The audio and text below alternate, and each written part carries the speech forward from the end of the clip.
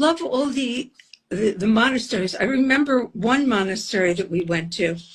I still remember this because at the time I was actually still a monk, so it really impacted me. And they had this statue in the front, and it was of 3 monks, Franciscan monks, and they were buried from the waist down. They were just freed from the waist up. And I thought that was really significant from a chakra perspective, that the what I call the earth chakras, the survival, procreation, and power, were all buried. And as they went in there, all they had was the heaven chakras, their heart, throat to communicate to the love, of course, the throat to communicate, and the third eye to see visions.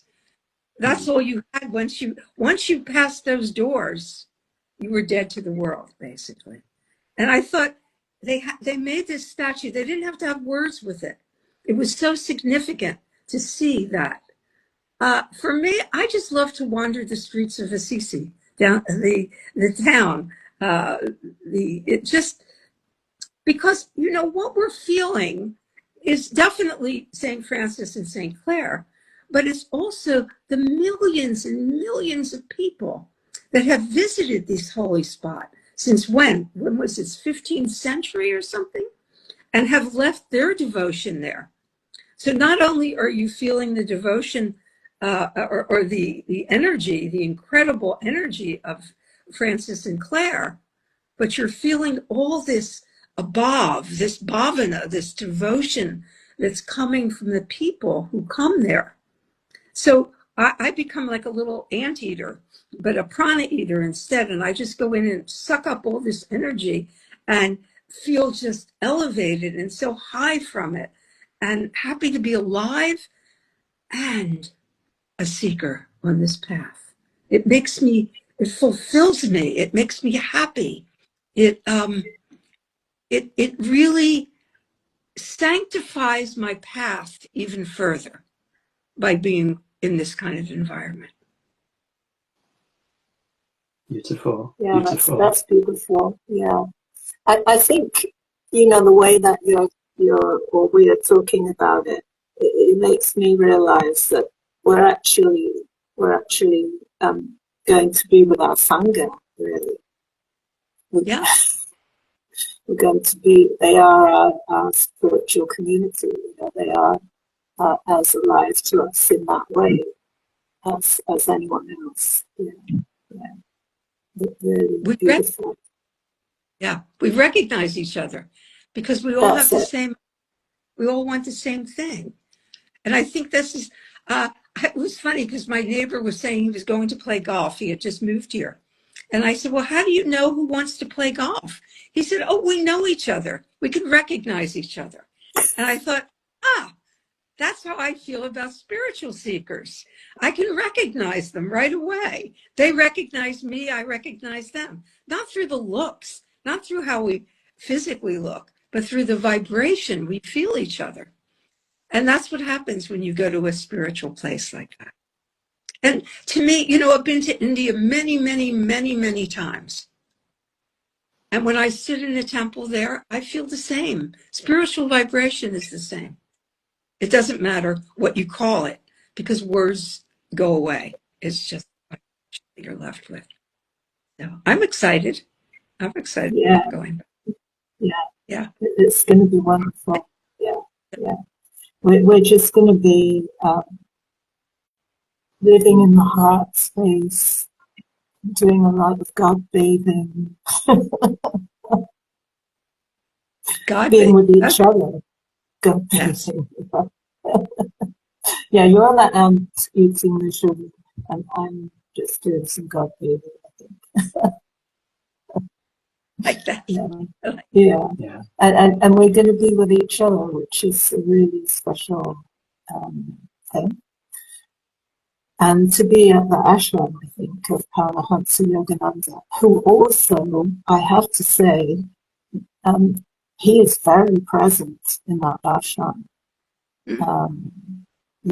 Although, he left his body a long time ago, but Yeah. He is really there. And the community there, I love the community there, because the ashram itself is open. It doesn't have a fence or a wall around it.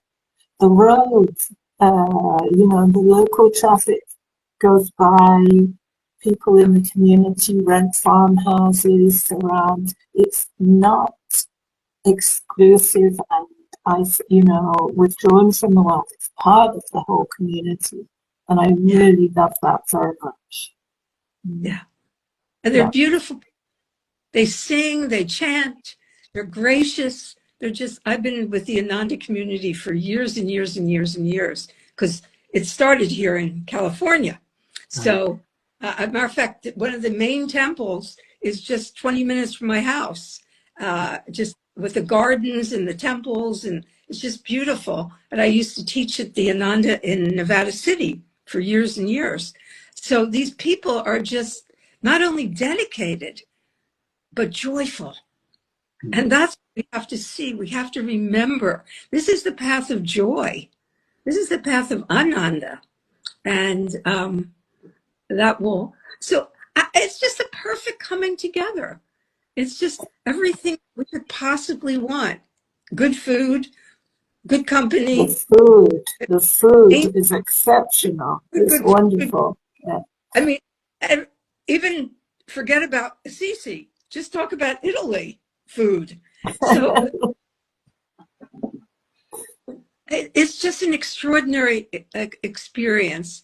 And I think that also the fact that Padma and I are both very familiar with Assisi, have been there many times, and feel that devotion to it, that will also permeate the whole trip, in that we're not just taking them and exploring with them. We've been there, and we'll explore the inward journey more with them. Yes. But the outward journey, we have some familiarity with. And we'll take you some places that are really extraordinary. Really. Yeah. I'm going to see if we might be able to visit the Flying Saints. I don't know if you're allowed in there anymore, but I'm going to see if we can do it. Things will just be fun, spontaneous. And that's how things go. Yeah. And Nischala and I are going to be holding that space, as she says, for everyone to have an inner journey, inner experience, to be able to deepen into that huge blessing that is there. It's everywhere, but somehow it's a lot easier there. We deserve to have a little easy, because what was Ram Dass, I think, that said, if you want to know how far you are from God, go to New York City. So this is the opposite of that. We're going to figure out how close we are by going to Assisi. We don't have to fight all that. It's already in this. And what I love about Assisi, and there's a few places like this in the world, that's all it's there for. There's nothing else. It makes sneakers. It doesn't make beautiful shoes. It doesn't do anything like that. It's just there for the spiritual vibration. And to me, that's extraordinary, very extraordinary. There's very places you can do that. And what you absorb it. Yeah.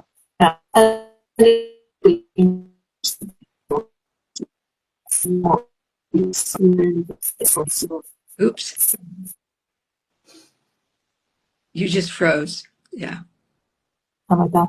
Yeah. You're back. Hooray. Hooray. Yeah, so just saying that Assisi is pretty much still the way it was. Walking through the streets there. We are going to have a very special person with us as well, who I've known for a long time, and she knows stuff about St. Francis that is not in the books. and her stories are extraordinary. And her name's Mary. She's been at Ananda. She's an Ayaswami there since forever, I think. So, yeah. And the miracle of love is going to happen. The miracle of love. Let's see what kind of miracles it brings. Yeah. When we're not going out, we're going to be at the ashram, and we're going to have the opportunity to, share some different practices, meditations, the opportunity to experience the kriya yoga of Yogananda for people who want to go and do that. That's available there. And so we're going to have the beautiful balance, that we were talking about, that is yoga, the balance between deepening within while we're at home in the ashram and deepening out working as well when we go out to be with these extraordinary beings of light who, miracles they're called in Christianity, CDs they're called in yoga, same thing. So all of those things will be available to us to enjoy, and of course Italian ice cream has to be mentioned because it is the best. Gelato. I think getting back to your original question about why Assisi, or why in a place like that, for me, when I go there, it's a transcendence. I kind of shocked every once in a while when people say it's Christianity or it's Catholicism, because I really don't think of it like that. I believe that when you get to a certain level of consciousness, all that is transcended. There is no delineation between the different traditions, because it's always the mystics that take you beyond. It's not the ordinary people or the ordinary clergy. It's the ones it's the St. Francis, it's the St. Clare, it's St. Teresa, it's Ramakrishna, it's Sharda Devi. It's those people that transcend, and maybe that will happen with us. Maybe we can get there and transcend this and it's okay. Those that are raised in that tradition, they want to go back to it, it's beautiful. But for those of us that want the transcendent experience, I think it's there for us. I think it's there.